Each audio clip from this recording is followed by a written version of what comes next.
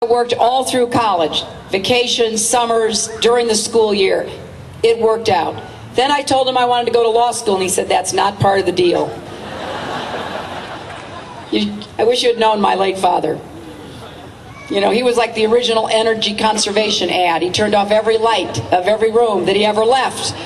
I see some heads nodding. We should all be doing that again. I have to tell you, he was right. We could do a lot to save our own energy bills. So, how did I go to law school? Well, I kept working. I got a little scholarship, but I mostly paid my way by borrowing money directly from the federal government at about 2 or 3% interest. That's the way my husband went through law school. Our country invested in us. Now I meet young people who are borrowing money from banks and student loan companies at 10, 20, even 30% interest. And they're ending up terribly in debt, and sometimes their families are mortgaging their homes. So here's what I want to do. Double the college tax credit. That's one of my middle-class tax cuts, so that you can keep more of your own money to help send your children to school. I would like even to explore extending that tax credit to grandparents, because a lot of grandparents are helping their grandchildren, because a lot of families today don't make enough money to be able to save for college.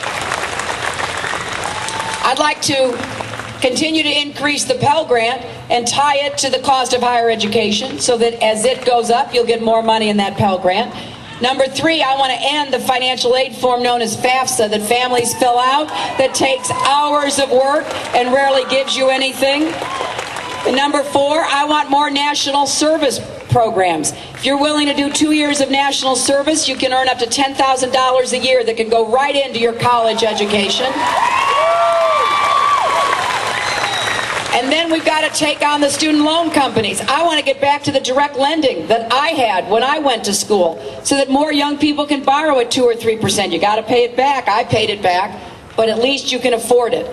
But if you are currently in debt because of student loans, I want to expand and offer you the chance to do public service that will enable you, through teaching, nursing, law enforcement, other forms of public service, to pay back your debt, so that you do not have to labor under such a burden. There's a lot to be done, and I'm excited about us doing it together. Because you see, I don't think it's just about electing a president, as important as that is.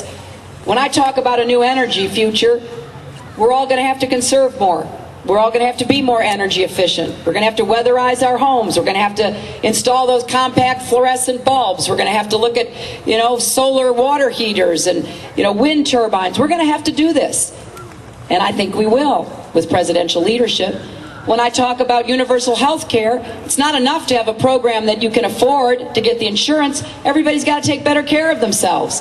We all know that we've got to eat better and exercise more, and especially for our kids. If you go into Indian country, diabetes is an epidemic, but it's an epidemic everywhere. It's just double the rate in Indian country. Do you know what it's going to cost this country if we don't stem the number of young people who are becoming diabetic in their teenage years? It's going to bankrupt our healthcare system. So it's not enough just to have health insurance, which I will work to provide. We've got to be healthier.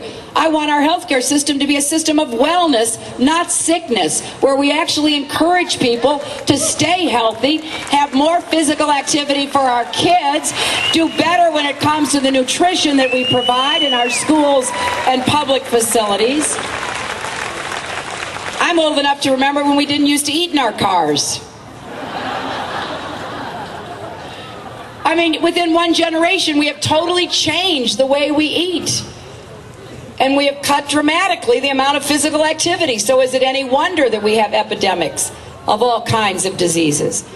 So I'm excited about what we can do together.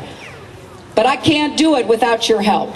And I also can't take office in January and begin to restore American leadership and our moral authority without it either. And I don't think we can do that, which is so essential to America's position in the world, unless we end the war in Iraq and bring our troops home as quickly and responsibly as possible. Now, I know it's not going to be easy. And one of the reasons why men like retired Admiral Stone and others have endorsed me is because they know that I will proceed with this in a careful, thoughtful manner. I will ask that there be a plan drawn up upon taking office, because I know that there's not adequate planning. The Bush administration hasn't wanted to plan for withdrawal. In fact, I was the first person who demanded a couple of years ago that they come and tell us what their plans were, and they didn't want to tell us.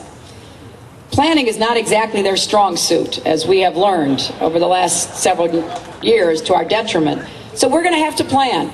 But I think we can begin bringing troops out within 60 days. And the reason why we must do that is because our young men and women in uniform have done everything they were asked to do. They were asked to get rid of Saddam Hussein, and they did. They were asked to give the Iraqis free and fair elections, and they did. And they were asked to give the Iraqi government the space and time to make the tough decisions that only the Iraqis can make for themselves. At great sacrifice in lives and injuries and in nearly $500 billion, the Iraqis have been given the precious gift of freedom. It is now their responsibility to determine how they will use it. And it's time for our sons and daughters to come home.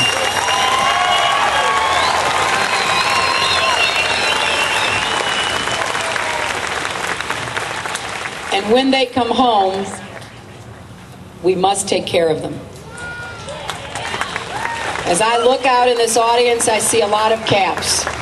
U.S. Army, Vietnam veteran. I see the service that is right before my eyes. And that service was rendered honorably, heroically to our nation. When someone serves America, America should serve him or her. And that is not happening right now. As Admiral Stone said, I've spent a lot of time fighting the bureaucracy, changing laws, standing up for veterans. But we need a commander-in-chief who will do that. I've been honored to do it as a senator, but I look forward to doing it as a commander-in-chief who recognizes we need to fully fund the Veterans Administration. We need to take care of those suffering from post-traumatic stress disorder and traumatic brain injury.